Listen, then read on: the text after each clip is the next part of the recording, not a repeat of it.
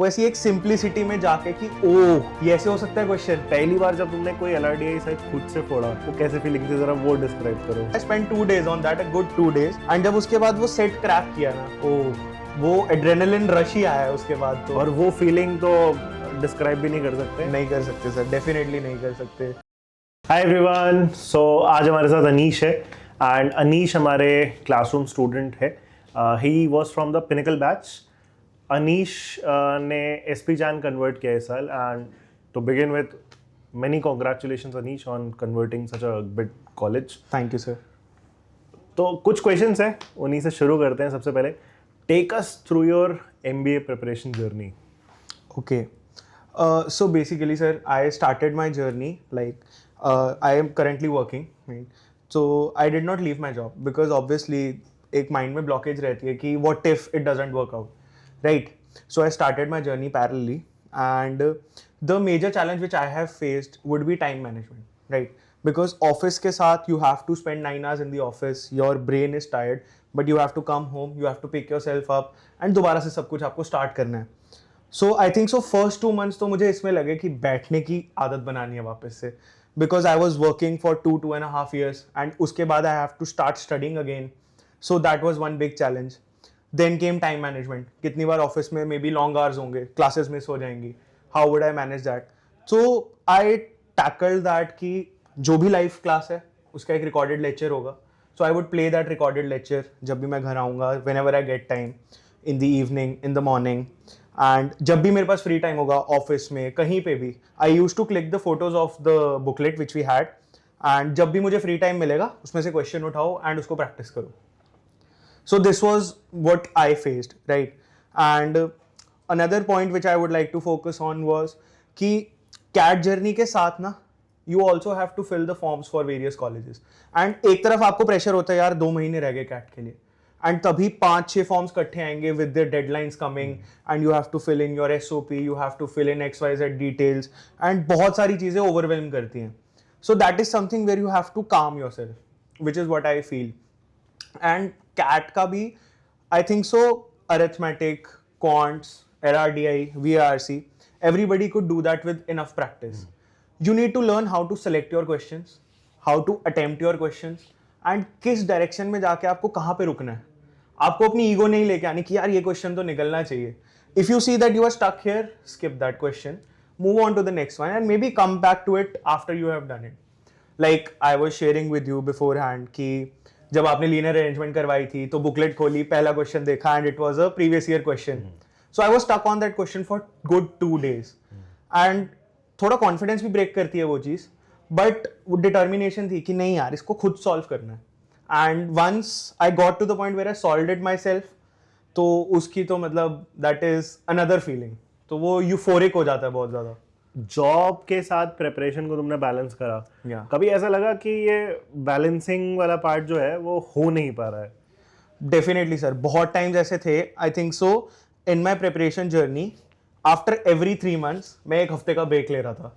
Like February में I started, February, मार्च, अप्रैल, मई के mid में आई वॉज लाइक यार मेरा बर्नआउट हो गया है, आई नीड अ ब्रेक। तो वो चीज़ भी आती है, बट द थिंग इज आप ब्रेक लो, डेफिनेटली लो, बिकॉज अगर आपका माइंड बर्नआउट हो गया आप आगे नहीं पुट फॉरवर्ड नहीं कर पाओगे आप। तो बेटर है ब्रेक लो, 1 हफ्ते का ब्रेक लो, डाउन टाइम लो, and after that you have rejuvenated yourself, तो वापस से कंटिन्यू करो। अच्छा, एक प्रॉब्लम स्टूडेंट्स को नॉर्मली आती है कि पहले तो उनको ये लगता है कि they can not really afford a break, उनको लगता है मोमेंटम ब्रेक हो जाएगा। तुमने ब्रेक लिया, तुमने 1 हफ्ते का ब्रेक लिया, how did you gather that same momentum again? इन वो पुश वापस से कैसे मिला? Sir I think so interesting subjects उठाने चाहिए। जिस सब्जेक्ट में आपका सबसे ज़्यादा इंटरेस्ट है, B it quant, B it LRDI, B it VRC, आपको जो भी चीज़ सबसे ज़्यादा मोटिवेट करती है, जिसको करने में बहुत मज़ा आता है, लाइक एक अलग ही फीलिंग है, आप वो उसको उठाओ। तुम्हारे लिए क्या था सबसे interesting subject? What I felt was LRDI and quants, मतलब different parts of it. Like LRDI में LR वाला part was really interesting for me. उसका कुछ भी उठा लो, अरेंजमेंट, लीनियर अरेंजमेंट होगी, सर्कुलर अरेंजमेंट होगी, GNC हो गया, डिस्ट्रीब्यूशंस हो गया, any part I will do that. तो वो मेरे लिए बहुत अच्छा था। इवन विद क्वांट्स, अरिथमेटिक में I use to revise my concepts, go back, जो क्वेश्चंस ऑलरेडी कर रखे हैं यू अटेम्प्ट दैट, एंड जैसे one thing I would like to say कि जब भी आप अपनी प्रैक्टिस एक्सरसाइजेस कर रहे हो, they would be one question और 2 क्वेश्चंस और 3 क्वेश्चंस जिसमें आप फंसे थे, उनको मार्क करके रखो, so that next time when you come back to revise it, आपको वो क्वेश्चंस जरूर करने चाहिए, बिकॉज जहां पे आप स्टक हुए हो ना, आपको वो वाली जो वो है ना कॉन्सेप्ट है, उसको क्लियर करना है, like that should be crystal clear. What is your take on selective preparation? बहुत सारे स्टूडेंट्स का एक कॉमन क्वेरी है कि which will choose our areas to like focus on the CAT prep, चाहे वो क्वांट हो, चाहे वो LRDI हो। VRC में तो ऐसे कोई बहुत कोर एरियाज नहीं होते हैं कि हम इसमें बहुत सेलेक्टिव हो सकते हैं, पर एटलीस्ट जो पहले 2 हमने सब्जेक्ट देखे LRDI और क्वांट, उसमें हम सेलेक्टिव प्रिपरेशन कर सकते हैं। तुमने भी ऐसे कुछ प्लान करा था या फिर you went ahead with the entire syllabus?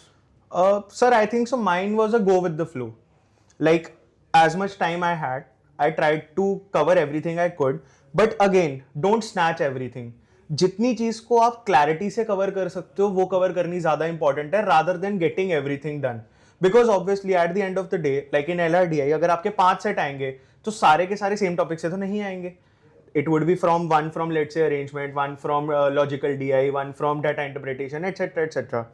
तो हो सकता है एक टॉपिक मुझे ना आता हो, बट बाकी 4 सेट तो आते होंगे। तो rather than focusing on everything, focus on your strong areas and उसी में पुश फॉरवर्ड करना चाहिए मेरे हिसाब से। And how to identify your strong areas?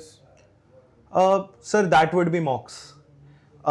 मॉक्स के केसेस में whenever you give mocks, तो you have to analyze them, because giving mocks is let's say 30%, 70% is analysis. Without analysis, let's say I was stuck on one question, आज मैं mock में फंसा, हो सकता है कल मैं कैट में फंस जाऊं उसी सेम क्वेश्चन में, तो अगर मैंने उसको एनालाइज ही नहीं कर रखा तो मेरा वो मॉक देने का कोई पॉइंट नहीं हुआ। So to get your stronger areas, give mocks, and after you analyse the mocks, identify कि यार अच्छा ये क्वेश्चन बहुत स्मूथली निकला, यार इस क्वेश्चन में मेरे को हिकअप्स आए, हिकअप्स कौन से एरिया में आए, मे बी नंबर क्रंचिंग में हिकअप्स आए, मे बी पेयरिंग में हिकअप्स आए, मे बी डाटा इंटरप्रेट करने में हिकअप्स आए।